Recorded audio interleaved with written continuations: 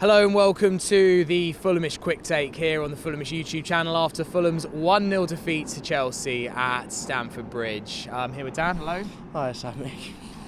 I guess first question, are we ever going to win at Stamford Bridge? We said, to be fair, we said this last year as well. Like, I know we were happy with the point last year, but we did feel like, oh, will we ever do it again? And I guess there is the question whether Chelsea will stay like this for another year. It's possible, but I thought they were really poor again today. Just we weren't great either. No.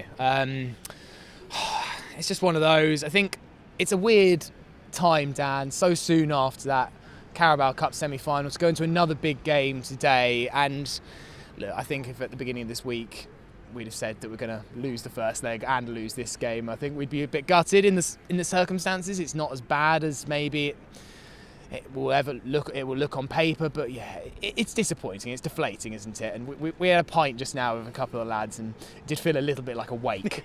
It is. We do feel flat. I think that is it's you just leave that game feeling a bit like we probably did enough to get something out of it. And I think at 1-0 down, if we'd have got a goal in the last 15-20 minutes, like we probably deserved to, maybe without creating the most clear-cut chance, I think we come away feeling all right.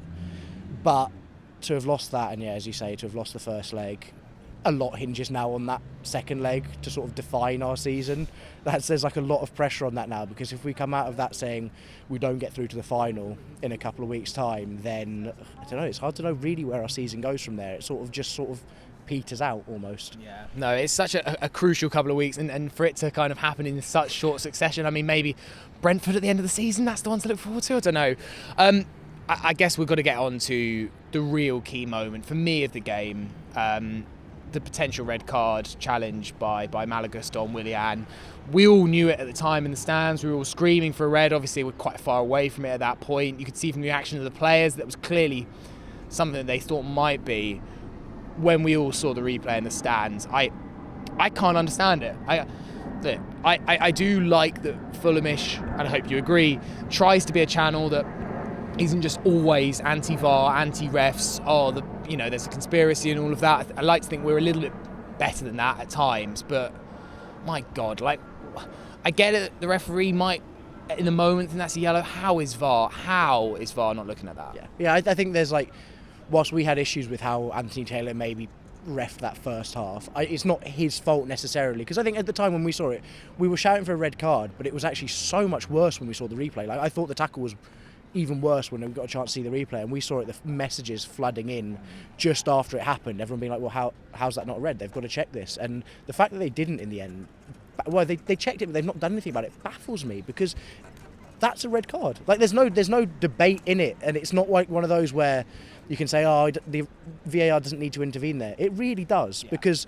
that genuinely is an ankle breaker. That's full studs up on an ankle. It's gone over the top of the ball. It's a really poor challenge. Gusto knew it. I think he looked a bit sheepish after it happened. He knew he got away with one. And it's just so frustrating, because take some time. VAR so often gets called out for taking too long in decisions, and then suddenly something like that happens in a big game and in a derby, and they just sort of check it once or twice and then away we go. I'm sure Anthony Taylor wants to see that back. I'm certain he would want the opportunity to see that foul. And if he watches it then and decides it's not a red card, then at least VAR's done its job. But there, it's just failed. Yeah, I think if you're Anthony Taylor, I think you'd be fuming. Yeah, you'd be like, back me up, lads. I'm the one that's going to get it in the neck here.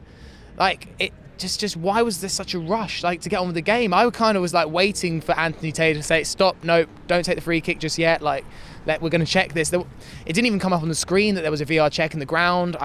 From what I could tell, there was some level of VAR checked it very quickly on the commentary, but it didn't even go on the screen in the ground. And look, maybe again this is biased thinking, rose-tinted thinking, but the way that there was such a stalemate that game, it was a penalty that decided it. I think 11v10, and Stamford Bridge, for the results it's seen this season, I think that decision would have come in, their heads would have dropped, and I think it's our game. Yeah, no, for sure. And we said it was 11v11. There really wasn't much between the two teams, and it did look a little bit like a mid-table Premier League clash. There just wasn't a lot in it. Two teams not playing great football, a lot of errors, not much creativity in the final third, and those are the moments that define those games. And actually, in that first half, there were two moments that defined the game.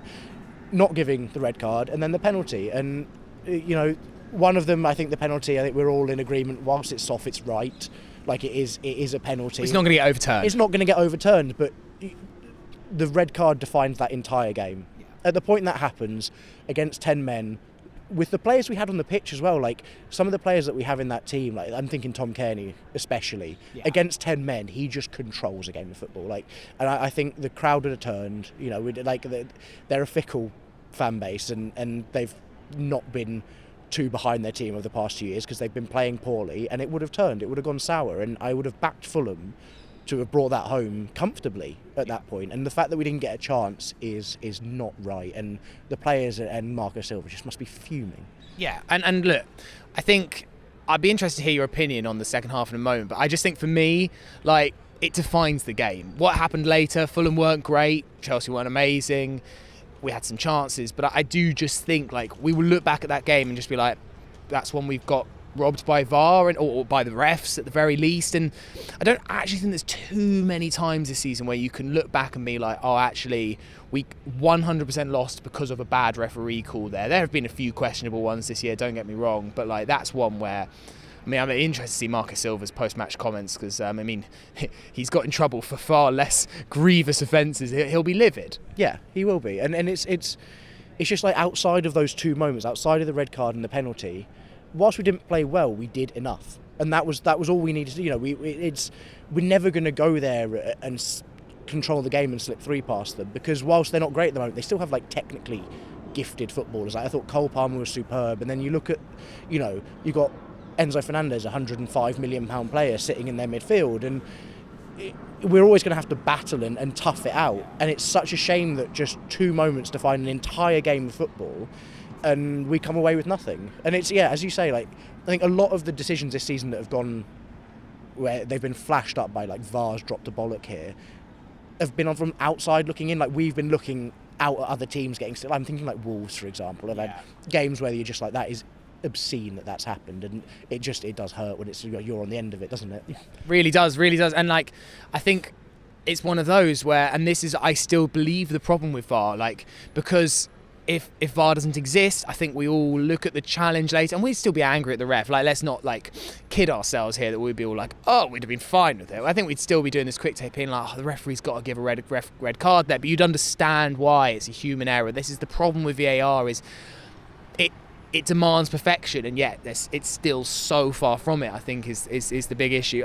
Fulham's second half performance, I thought, and I believe you did because we were stood next to each other in the stadium, I actually thought Fulham mostly like did very well and created a lot of opportunities, and actually I thought we were unlucky to get a point. But it was interesting to hear a few people after the game being like, yeah, Fulham were woeful today. The quality was lacking, and like creativity, and we spoke about it, like, you reflect, you're like, oh, Alex Iwobi might have made a difference today if you just have his ability to make things happen. But I still think we did enough, and what's frustrating is how fallible Chelsea looked. We spoke about it, their lack of sort of tactical nous as that game dragged on. Instead of shutting up shop and dropping deeper, they just stretched the game for us, and we just had so many chances on the counter-attack, and it was just a case of like, maybe the final ball wasn't quite right. There was a moment, you know, Raul's left-footed finish, which was a good save by Petrovic. You know, that was a moment that I think Raul's done pretty well there. Maybe he can get a bit more on it, and then it's just moments didn't fall. Free kicks at the end of the game, you know, it goes back across the face of goal, and you're just hoping that it falls in the right place, and that's what's frustrating. I think we just did enough. We weren't excellent, we weren't, and we lost because ultimately I think we probably just didn't create enough. But a lot of the times I think you would just see one of those drop in, something would fall our way, and it just never did, and it's frustrating. But I think we were bad, but not to an extent where we deserve to lose this game of football. I don't think we deserve to lose today. Is the cup distracting the league form a little bit? You've got the Arsenal result aside, which is obviously a brilliant result, was such a needed result, and particularly now we've lost today. But you know, there's a lot of away defeats on the spin. It's 4 defeats in 5 in the league. There is 8 points to the bottom 3, so it's still like reasonably comfortable. But I feel like actually, like, from all the distractions that the Liverpool game is going to provide, there's a flurry of games from January into February, like Everton, Burnley, Bournemouth. We're going to have to get some results there, because otherwise this is all going to get a little bit uncomfortable towards the end of the season. it depends how you define a distraction. I think like if we look at today's example, we played on Wednesday.